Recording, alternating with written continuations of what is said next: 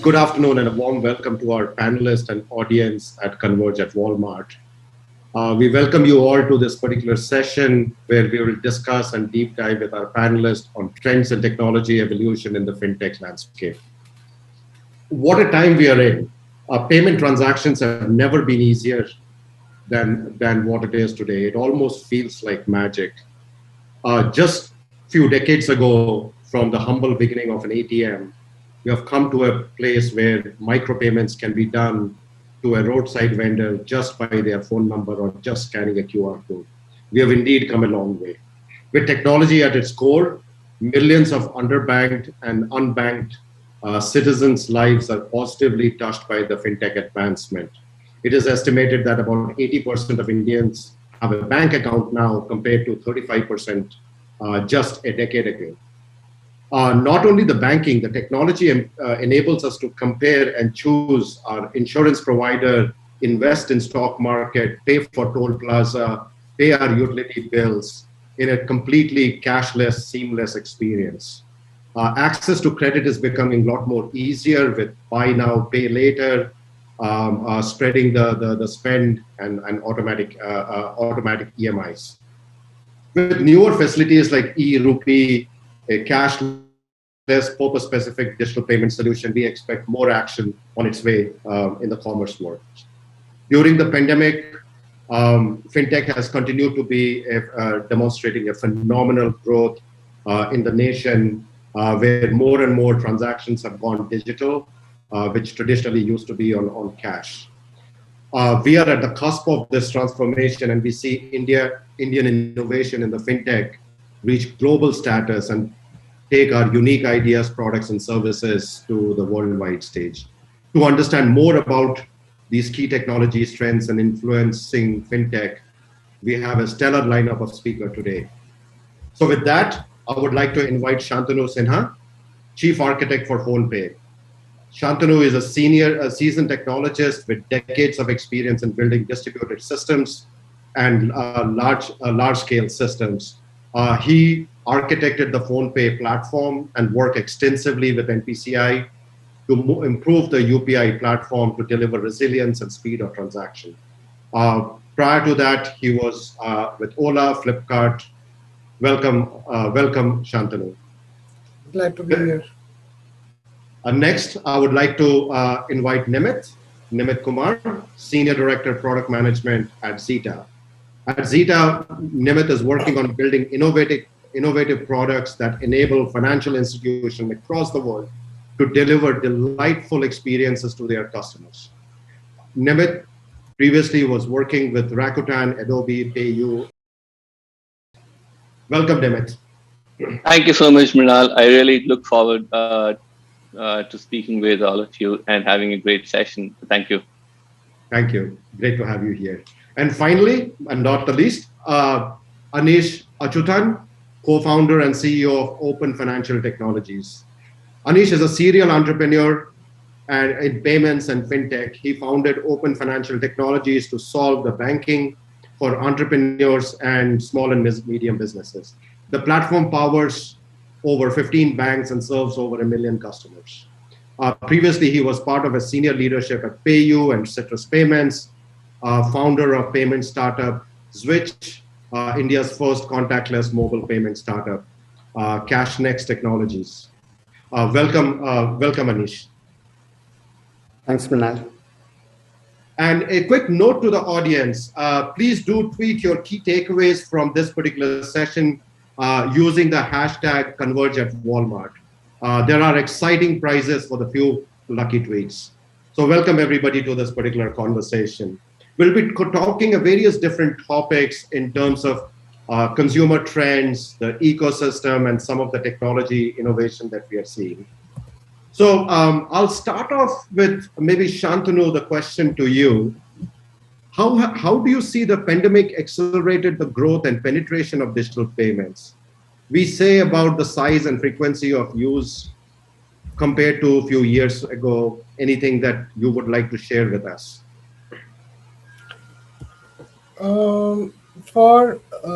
Because of pandemic, so digital payments itself, it is so convenient right? There was a lot of growth in the usage anyways before pandemic, but lot of the usage pickup was, I guess, at a slower rate where people kind of try to taste out the waters first and then go deeper into usage, right? But with pandemic, what we've seen is that this has now become more of a necessity, right? And not only like in cities, but also in tier two and beyond, people have wholeheartedly embraced digital transactions at probably at a much faster rate than would have happened without the pandemic being in place. So much so that we've had to kind of double down on acquiring more merchants in tier 2 and tier 3 cities to cater to customers and their needs as much as possible, so that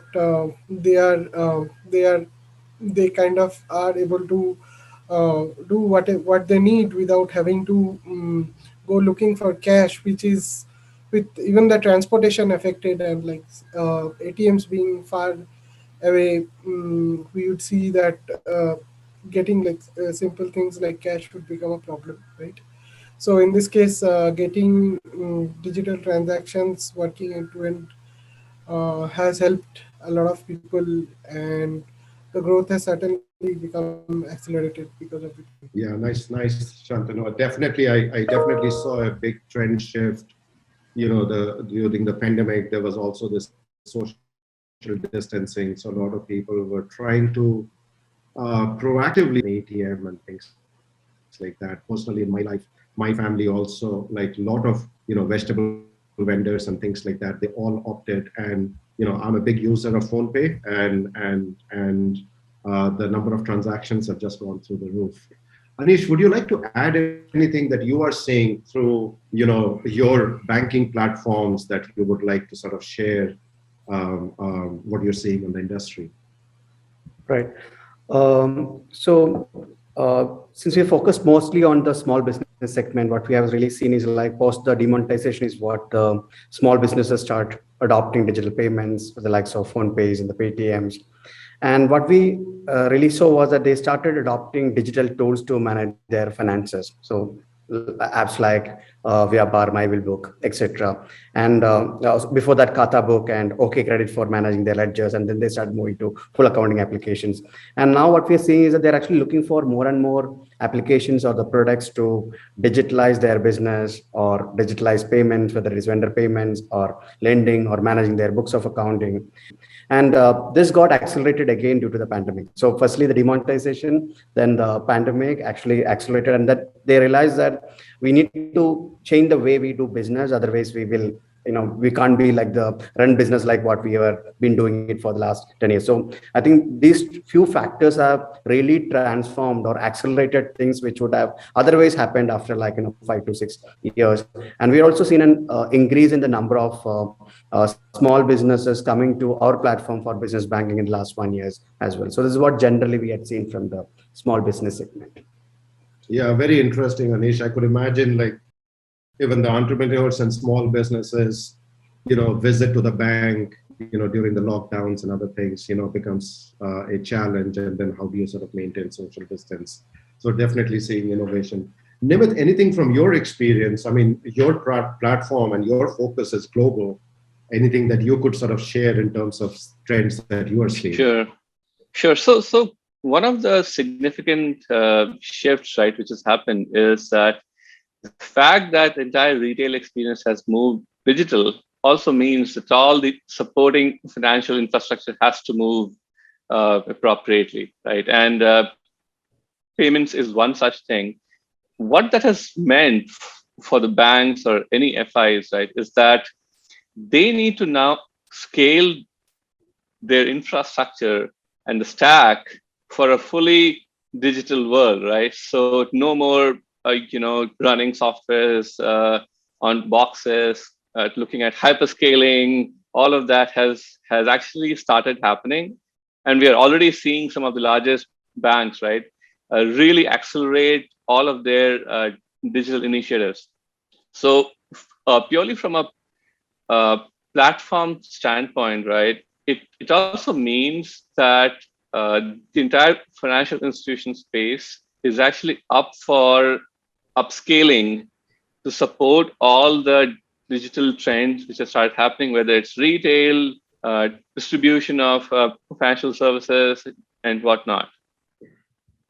Awesome. Thanks a lot, Nimit. I mean, we saw a similar trend even in US with our business there, where many of our customers were opting for contactless payment, self checkout, and those kind of things. So I think it's been really sort of pushing the envelope in terms of the technology. How do we sort of stay agile in this ever changing world and continue to sort of evolve and adapt as our customers needs changes.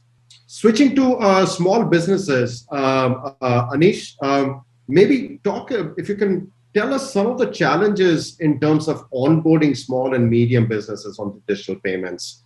I'm presuming a lot of these people are maybe a first-time entrepreneur, first-time small and medium businesses, or they've been around, but they've typically leveraged going to the bank, more having a established relationship. Are there friction points in our ecosystem even now for them? Right. So, Mrinal, in our experience, there are like two types of small businesses. One is the online savvy, the millennial savvy entrepreneurs who are for the early adopters who would like to try new services. These are the ones who probably would be selling things on Instagram, on Facebook, the freelancer community. But then there is the smaller traditional businesses. Again, here we had seen a sharp difference between the ones between the tier 2, tier 3 versus the the urban cities. Wherein what we have found was like the biggest friction was the trust part in terms of the KYC documentation, especially when you go to the tier 2 and the tier 3. Then secondly, what we also figured out was that while I was in PayU, and probably Nimit would relate to that, we used to acquire most of the customers digitally. But most of this current account customers has been like, they are being used to have a physical touch point or a feet on the street or a sales executive approaching them. So we thought like we could actually change that. But in reality, what we realized that if we go to tier 2, tier 3, they would like to see someone as a face. There is a trust factor which is missing on the digital, which is changing though drastically.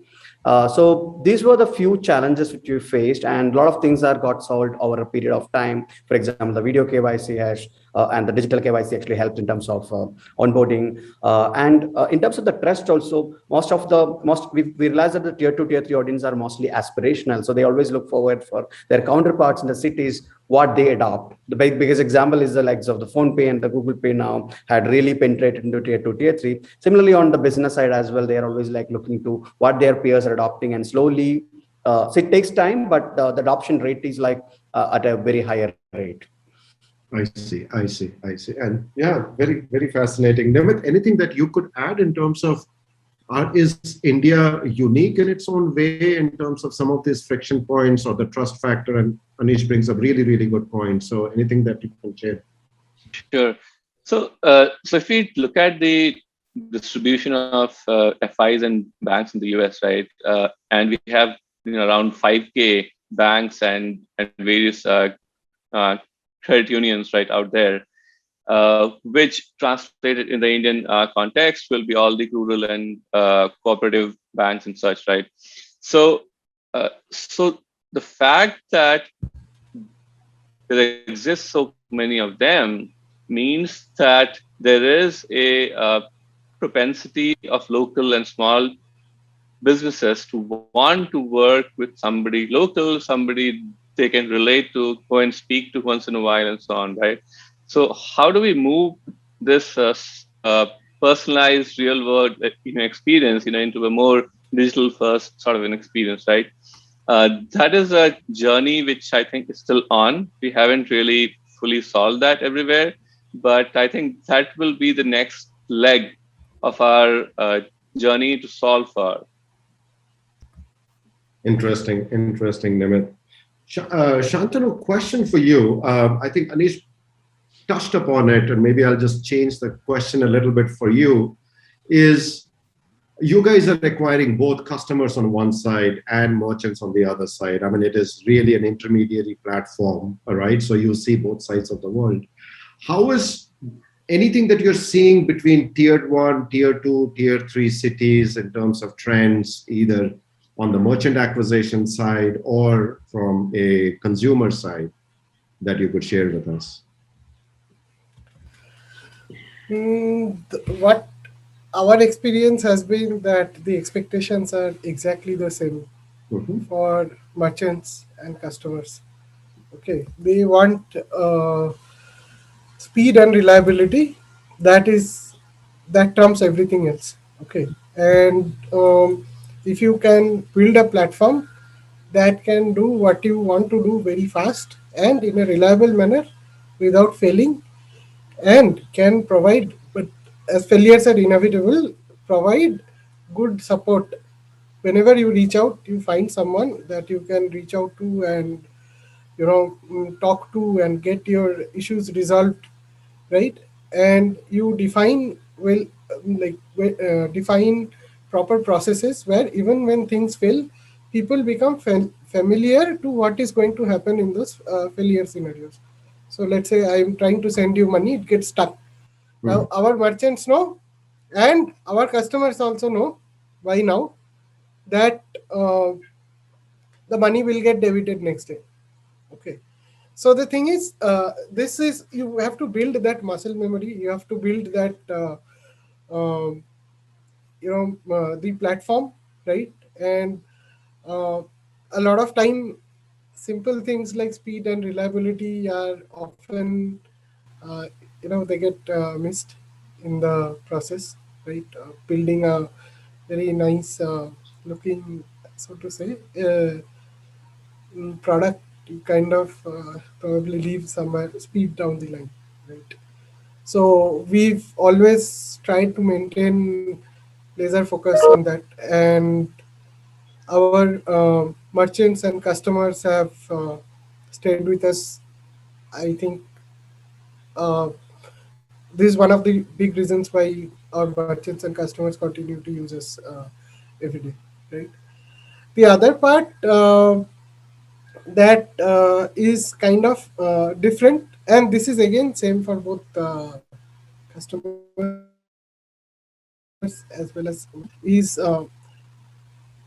the penetration of network and smartphones, so to say, has been somewhat of a newer phenomenon, and it is not a muscle memory for them, like for people outside of big cities to always rely on mobile phones to get the job done, right? Because uh, before pandemic, it was really difficult to get most of it done. To certain extent, I think it is still now. So it is not a muscle memory, right? E- so a lot of education needs to go into kind of making sure that people are used to using apps, you know, um, and people get more of their use cases satisfied on apps itself, right? And uh, I keep referring to people instead of saying customers and merchants, because given the points that I made, I think you can understand that it equally applies for everyone. Like for example, if I need to order fish from somewhere as a customer, I can probably do it with an app if I'm used to it, right? Similarly, a merchant who needs to, Anish gave quite a few good examples, right?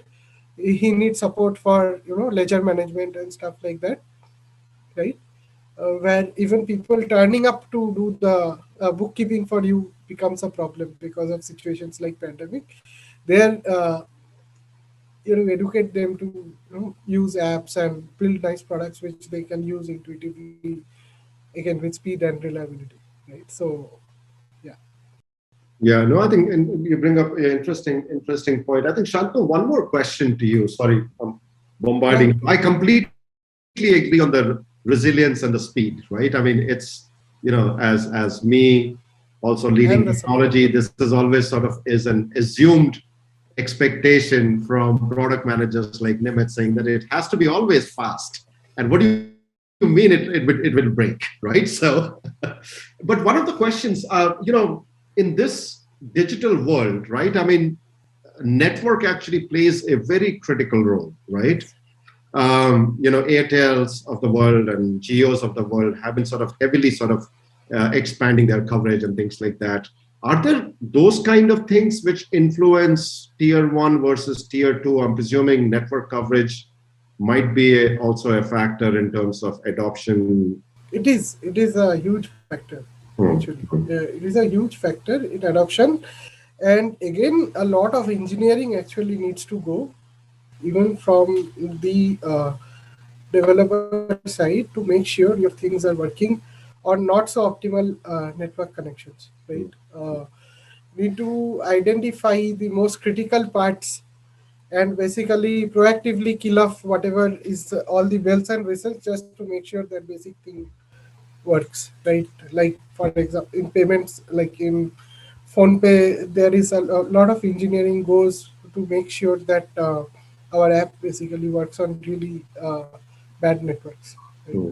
Hmm. And the recent growth that has happened even before pandemic and obviously during pandemic has only been possible because of the good work the telecom providers have done in increasing their coverage drastically, right? And increasing the data speed, so to say, right? Yeah, that definitely makes sense. Yeah, no, exactly. Even for home networks, in terms of, I mean, these days, like getting 300 Mbps, 1 GB. I mean, this was something we couldn't dream. Like, I mean, I couldn't dream like a decade ago. My home network was on 8 Mbps connection, like, beginning of 2010, 2011, right? So we have come a long way there also. Um, Anish, maybe I'll switch gears a little bit, right? I mean, if we look at on the ecosystem and landscape, right? I mean, Aadhaar has become the largest identity platform in the world, right? And key and a key enabler for many things that we do in in our businesses, right? Where identity of an individual is critical for us to sort of securely and safely sort of do transactions. How do you see like Aadhaar, helping in adoption, whether it's banking? We talked about some of the challenges. Is this really a enabler for us? And anything that you would like to sort of shed light on how it could be leveraged in future, across the industry? So, Mrinal, definitely Aadhaar has really played a major role and instrumental role in the growth of digital payment ecosystem across, like whether it and mostly coming to the banking segment. A year back, for every account that is opened on our platform, we used to send a guy to do a physical verification. It's still there because of certain challenges with regards to the specifications. But what we have done is like because of Aadhaar, now we are able to onboard around 30,000 credit card users every month. We're able to open accounts for 80% of the individuals digitally within 3 minutes. So it made a lot of huge difference in terms of like the eKYC. Combine that with other tools like video KYC, etc. Other has played a major role. So at least in players like us, or even for banks, this has really helped. And in going forward, this is going to really help in a lot of digital adoption and acceleration of like digital payments and digital financial services. Awesome. Nimit, would you like to add something, either India specific or anything that you are seeing interesting? Yeah. So when I look at Aadhaar, right, and I was working with Anish when all this had started happening earlier.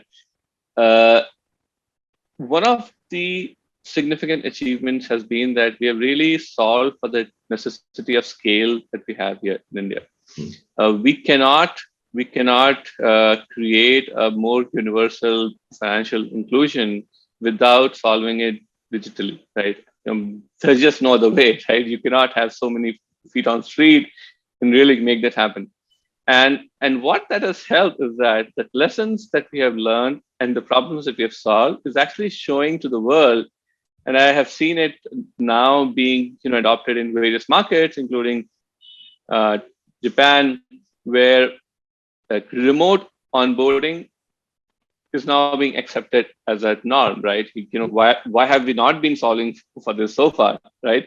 So I think the lessons that everyone around can learn from how we have used Aadhaar, how we have really created a more seamless experience, not just for individuals, also for small and medium business owners. That is super helpful. Wow, that's interesting to see. Yeah, it's true. I mean, in some countries, there've been a citizen registration or an ID and things like that. But Aadhaar really takes it to the next level for being a more biometric driven identity verification and lot more trust, lot more that we can sort of trust on that particular platform. Nimit, maybe a question starting for you. Traditionally, and Anish was alluding to that earlier, that the traditional way of banking, where the consumers used to come to the bank, there was an expectation that you want to do a banking transaction, you come to the bank, whether you have an advisor or you go to a teller. But in this digital world, right, and this millennials and Gen Zs of the world, like who are now getting into the ecosystem, how are things transforming, and how are banks really sort of adapting to this fast-moving change? Sure. So I think the lesson from the entire transformation of the payment experience, right, globally, is that nobody goes to a Walmart.com with the intention of spending $100, right, or doing a money transfer into Walmart, right? You go with the intention of buying what you need, and it just so happens that you need to spend some amount of dollars for that. So payment is just a means to an end, and ideally it should just happen without anyone having to do a big deal about it, right? Now, exactly the same mindset has now started moving to other areas of financial services, right? Whether it's lending, whether it is access to credit, opening an account for your savings, and whatnot, right? Now, all of these are basically means to an end for an end user. So as a user, my goal is not to have a debit card from a bank with a certain available balance. It's just a means to an end.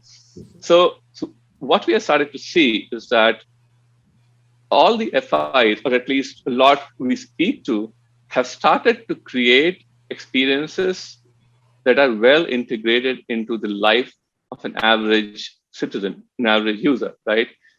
Not completely isolated, right? So, which is why you have also started seeing a lot of banks having deeper super app-like experience in their native apps, working seamlessly with other retailers and whatnot, right? So the way we are moving, we are seeing that all the financial services you can access will actually be more and more accessible at your point of maximum intent, where you're most likely to sort of use it, and you should be able to have instant access without having to really struggle with the onboarding and whatnot. Awesome. Anish, anything that you would like to add to this? Right. So the biggest shift which we have seen over the last few years is that now consumers started trusting more non-bank related applications. For the biggest example is that how many of us would now take a bank-led native UPI app versus a PhonePe or Google Pay when you have to pay for a coffee, right? That shift has happened, and banks have started realizing that we need to now start, right, competing with, or changing the way in which we used to build products or launch products. Now there would be both winners and losers in this game. There are like banks which has adopted a multi-strategy of on one side collaborating with fintechs, at the same time also launching probably more digital led products, maybe often creating subsidiaries. And then there are the banks which doesn't change. They may create, for example, one of the examples what one of the leading banks, they set up a separate digital challenger bank by putting up all of their employees into a co-working space, give them t-shirts. But when it comes to the compliance and the legal, it's the same old legacy team which is actually doing that, and they failed, right? So this would be but what we are seeing is that increasingly more and more banks are realizing this thing. They are actually now getting ready to compete with these fintechs, at the same time taking an approach of collaborating with the fintechs as well, and those are the ones which will actually succeed. So this is what personally I believe, or like what we are seeing. Yeah, it's definitely true. I mean, we are also seeing the same thing in terms of the type of talent that many of these banks are trying to sort of attract, right? I mean, gone are the days from traditional back office IT kind of a way of sort of thinking to more sort of what would be the customer experience, what needs to be on customers' fingertips and things like that, right? So it's fascinating. Um, Question, Nimish, maybe I'll start with you this time. Blockchain, right? I mean, when we talk about blockchain, I mean, coins come to our mind, right? I mean, that's what like majority of the world sort of thinks about blockchain, whether it's Bitcoin or whatever it is kind of thing. But blockchain as a technology is fantastic, right? I mean, it solves a number of problems, especially in the payments ecosystem, where audit, bookkeeping, transactional integrity, and things like that are foundational. And you talked about trust, earlier in the conversation. What do you see as the adoption of blockchain either today or a potential that the industry is yet to sort of realize from this technology? When it comes to decentralized finance, right, one of the key values, like you just mentioned, is the distribution of trust, right? Mm-hmm. And the moment trust is distributed and still verifiable, it lets you solve a lot of problems at scale, right? So one of the big problems, which is still not solved very well, is international money transfer. Mm-hmm. It has been solved. The organizations like TransferWise, which is now known as Wise, has been doing exceptionally well. But what is the meaning of international money transfer, right? And if India is one of the significant beneficiaries of that, and how do we really solve that, right, without breaking the back of the unit economics, right? At the end of the day, the value that these centralized offers is not just about making trust more democratic, and so on, but also to make sure that we can do something at a scales seamlessly. So for me, these two are the key deliverables I always seek when I'm looking for. So it scales and it brings down the unit economics, right? In fact, if we see UPI, right, what UPI solved for was it not just made it easy, it also brought down the unit economics, right? It made it affordable for everyone to sort of do that.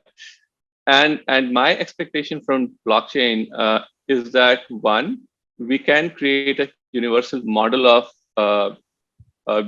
trust, as well as solve it in a manner which is affordable and scalable across nations, not just within a certain geography. Interesting.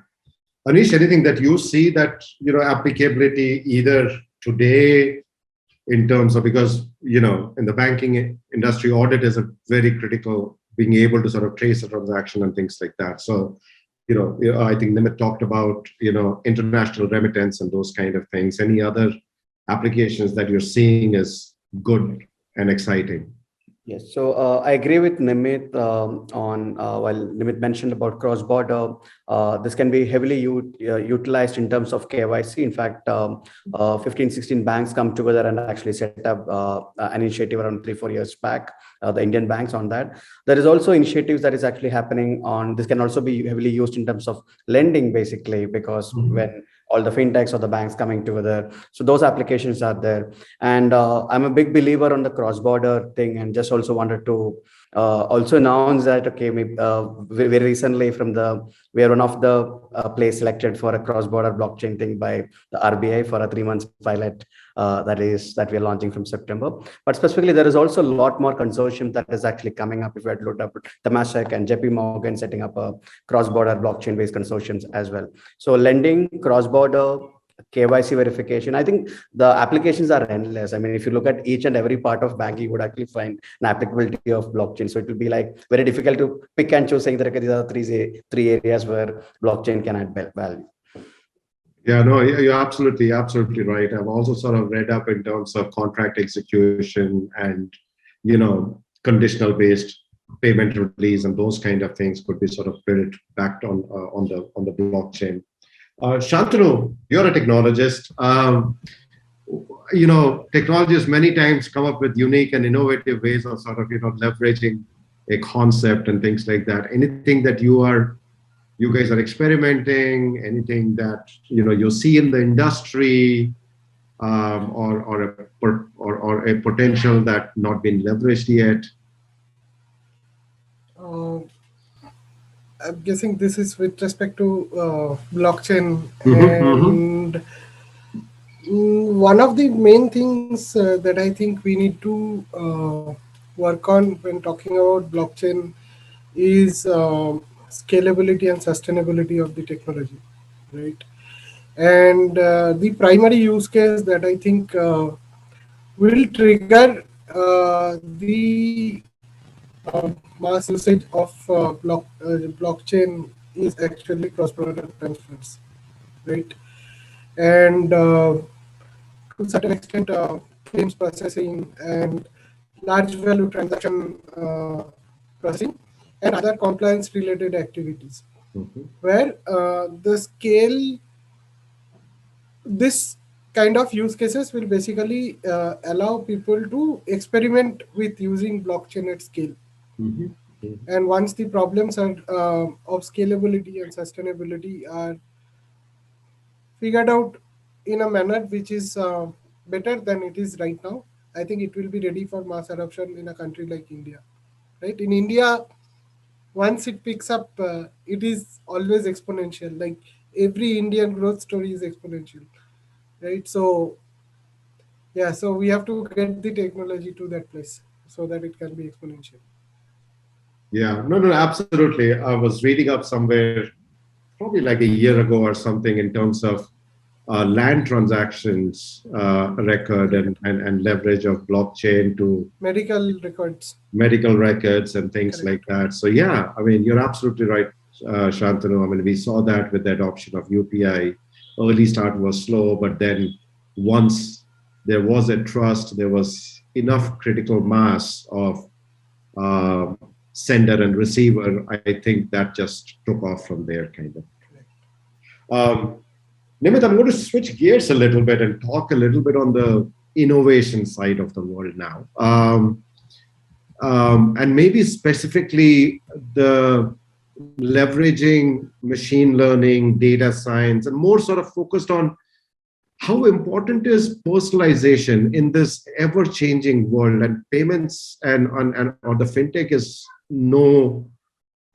it's not immune to that. I mean, our customers have choices. There are multiple banks, we have multiple insurance providers, and all of that kind of stuff.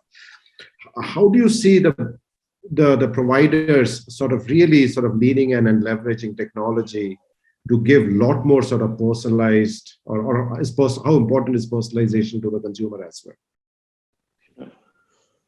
So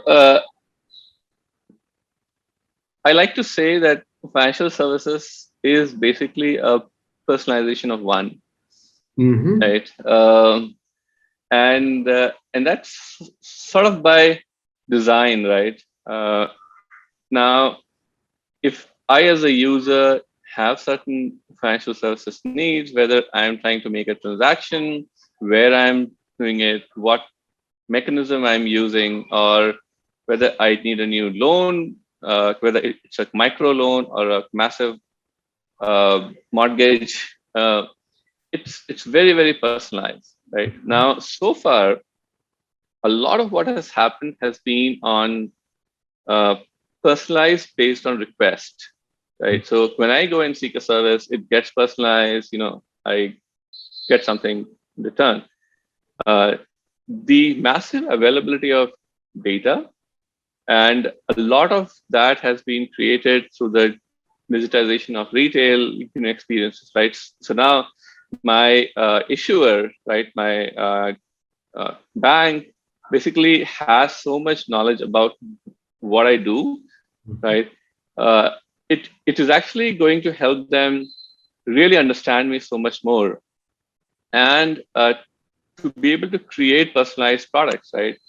Uh, and the fact that they're working so hard to basically create a digital native experience also makes it easy for them to offer me all of that service, right? So far, even if they had all of this data, if the delivery of a certain product was not uh, one click, it wasn't really useful, right?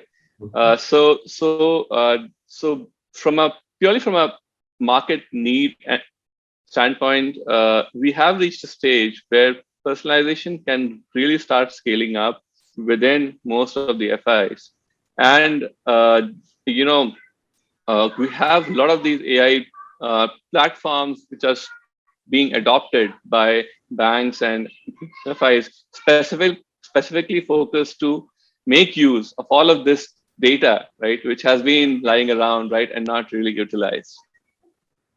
Yeah, yeah. No, it's definitely an evolution. I mean, I still see many of our banks, and some of them I bank with, where I think the different, I don't know if they're departments or things, they tend to sort of operate in silo. The insurance department does not know my banking behavior. The loan department doesn't know, what other transactions I'm doing and things like that. So there is a lot of room for improvement, but there are banks sort of doing that, right? Anish, what are you seeing on the small and medium businesses? I mean, their need for, like what Nimit was saying, personalization of one, this becomes even more critical because almost like no two entrepreneurs are alike. Right. Mrinal, even if you look at like just leave aside personalization for a second, let's bring in this lending aspect. While a lot of algorithms were made earlier, if you look at 4 years back, the social scoring where you connect your Facebook account and your social account to offer lending, underwriting was much more easier when it comes to consumers. But when it comes to underwriting for businesses, every business are unique, so it was been very difficult. So same way, to relate to that, personalization plays a major role in terms of offering the different products and services to this set of businesses. For example, like if based on the data which I have about a particular business of their account payable, their receivables, their balance sheet, I can provide a cash flow prediction and say that, hey, Mrinal, you have 6 months of runway, and here is a traditional, a personalized, credit line that is actually available, make available to you, right? So this is just an example of how using data and personalization can do that. So or simply helping merchants to, typically in current accounts, you don't earn interest in a market like India, right? And bigger companies and startups, they do treasury management. Can you actually help a business saying that, hey, you have this 3 lakh lying idle in your bank account, can actually put into a growth fund or can actually move money, or those things can actually happen by virtue of this data as well as personalization. So personalization can add a lot of value in terms of for the customers and as well as the service providers. And I do believe here that the fintechs are leading this race more than the traditional FIs, but there are also platforms that is now working together with that. And one more point I would like to related to that is there are also a lot more channels that is aiding personalization. For example, the account aggregation or the open banking comes up, wherein if say for a Flipkart, if I can ask the user to connect his ICICI bank account, and we know that, okay, the particular user has been frequently traveling to a particular place, you can offer not only a credit, but then more or tailor-made offers for travel bags or stuffs related to that. I mean, it's a bad example, but I'm just trying to see that how, an account aggregation can actually add value to personalization as well. No, absolutely. I mean, I think, we have been talking about, data is king, and I think we are sort of getting to that place where that realization is coming true. Shantanu, I'll switch gears, both in terms of your Flipkart experience and at PhonePe.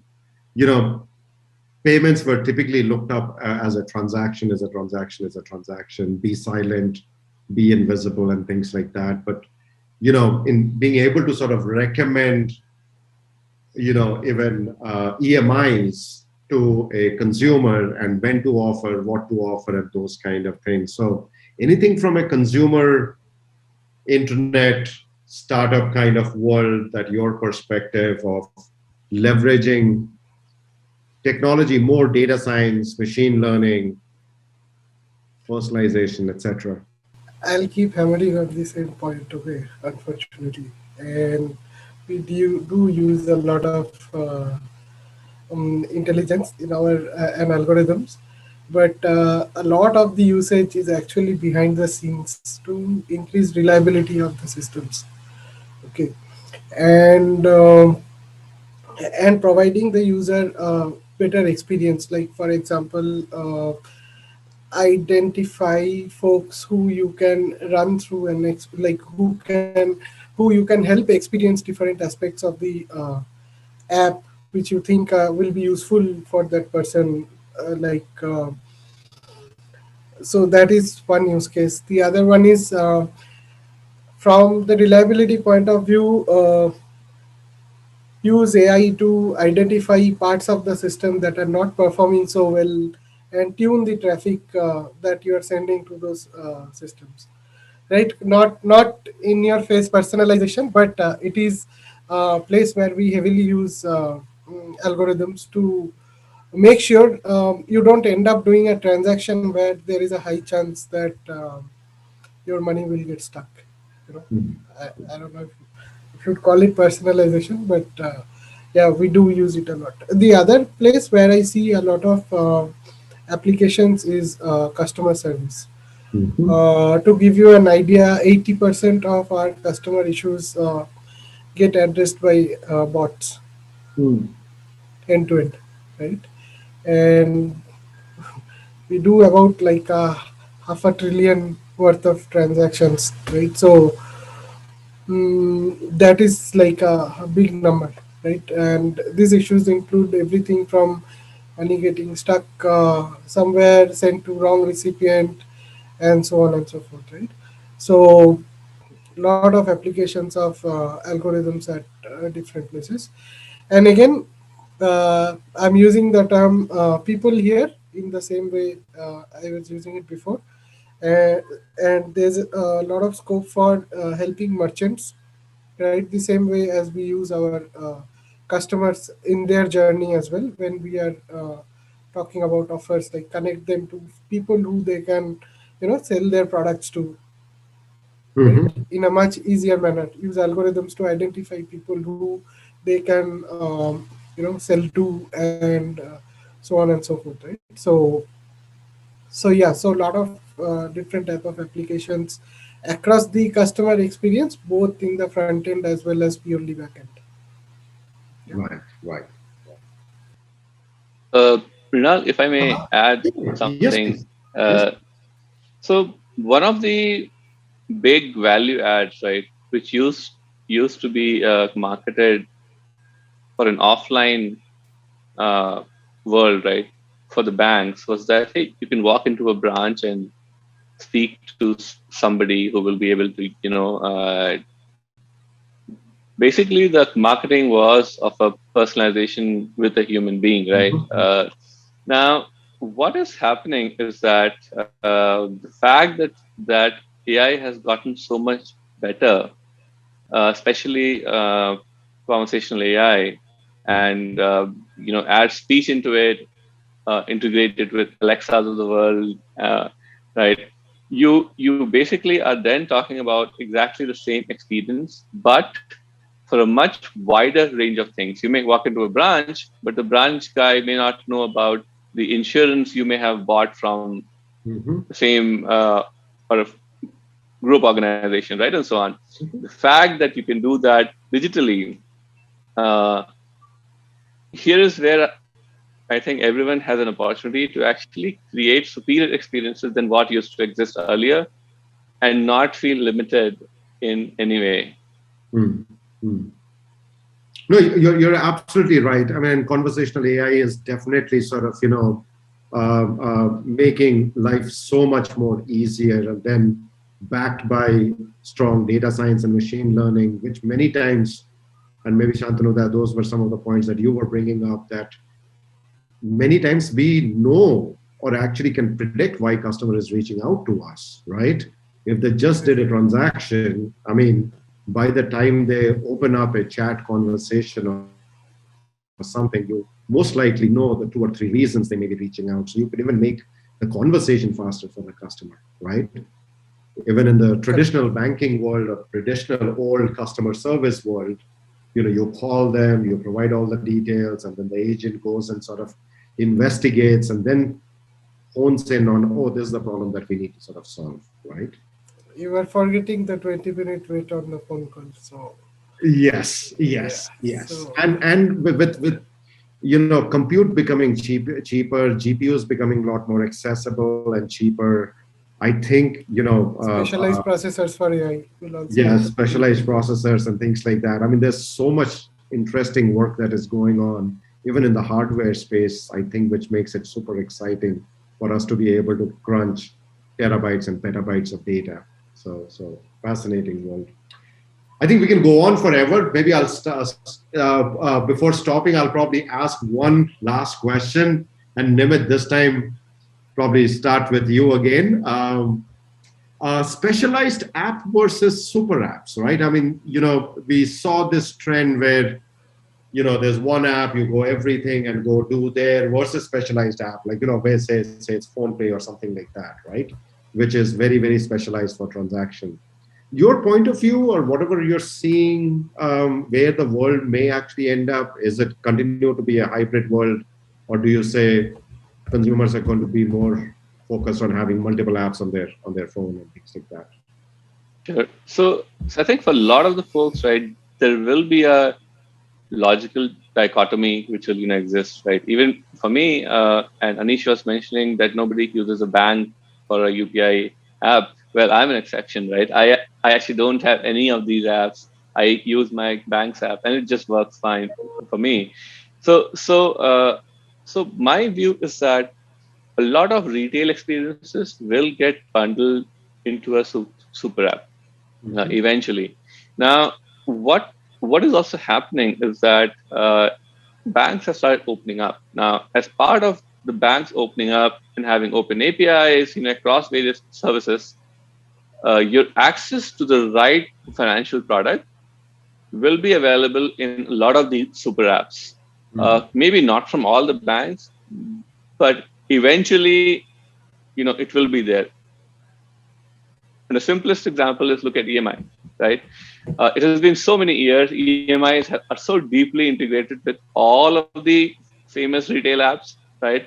That you'd never really go to a bank to get an EMI for a certain product, right? And so my view is that some of the uh, retail facing in experiences, whether it's in financial services or any other vertical, will be deeply integrated into the retail experiences. So of these super apps, however, there will be certain risk and trust related aspects, right, which will be existing in separate apps because logically there also has to be some level of separation of responsibilities of what a user may expect, right?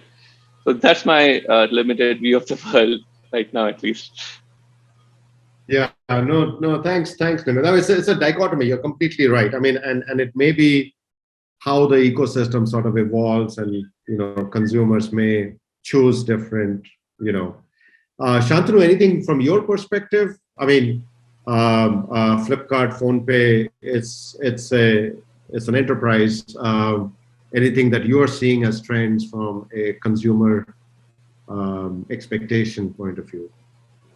I think what people think of as argument or kind of ch- uh, that they have to pick one between separate apps versus super apps is probably I want to bring in a different perspective to this, right? And we started the discussion with tier 2 cities, right? And it is super apps are not only about bringing an Ola cab into PhonePe or a Swiggy into PhonePe. It is also about bringing the small corner shop which sells nice, handloom products out of that out of their like physical space of existence. Yeah. So that is where I think there is you are we we would like to enable more people to transact and offer services and sell their products and reach out to more people, right? And so yes, so there is a small part of the standard experience which standard experience of other apps which you can bring in. And that is also, you can also look at it from an enabler point of view, that not all devices can come with so much storage, right? So much processing power. So you are building a standardized tested framework which will work on a wide variety of devices, and helping others to basically bring their experiences through your tested framework to devices that they may not have been able to reach out to very, very easily, right? So this is Yes. one part of the equation. The other part is you are enabling a lot more people who would probably not even have thought of creating an app Mm-hmm. to sell their product, and giving them exposure to a large base of customers that you already have. So if you look at the traditional apps that have gone the super app route, the one thing common between almost all of them is that they have a massive customer base. Mm-hmm. Yeah. So yeah, I'm sold, so to speak, on the idea, right? So Awesome. Anish, your thoughts? Yeah, I agree with Santanu, because the first generation of super apps, what we have seen inside the banking apps and what we have seen by probably some of the experiments earlier, like Tapso and all, is like about aggregating multiple services into one thing. Nobody focused on productizing it, the kind of an experience. So unless which the experience is, I mean, it needs to be served in a different experience, the personalization. For example, how do you actually combine a food delivery and a cab, and this thing based on, there was a service provider similar to Zeta called a super wallet, basically, which used to offer, super apps to banks 3-4 years back. I mean, I used to remember the website where they talk about morning when you step into the office, like, the breakfast you can actually order, then you want to actually take a cab kind of things as well. So I do believe that there is still a gap for a good super app who are builds that with the right experience, and at the same time, super apps and niche focused apps will coexist. Super app is not going to replace a Swiggy or a Zomato or a Ola as well. So that's personally what my take. Yeah, no, I think it is true. I mean, there are places, and Anish, I think you talked about it earlier. Like, trust plays a very foundational role. I mean, we are talking about money transacting, leaving hands on one side and going to the other side. So there is definitely a high anxiety, and apps like PhonePe and all have done really phenomenal work where customers are able to actually trust a non-banking entity with all the payment transactions and things like that, whether it's utility payments, um, you know, peer-to-peer payments and things like that. So, yeah, I mean, we are living in interesting times, living in fascinating times where technology is definitely making things a lot more accessible, a lot more enabler. Shantanu talked about the telcos investing in improving their bandwidth and speed and things like that, which again expands into the global inclusion, and then the cross-border transactions and the speed at which we can sort of do things. So thank you very much, gentlemen, for the time that you sort of made available today. Audience, we hope that you had a good fruitful conversation here. I definitely enjoyed it. I learned a lot through this, and I continue to be fascinated in this particular space. So, Shantanu, Anish, Nimit, thank you very much for your time. And thank you.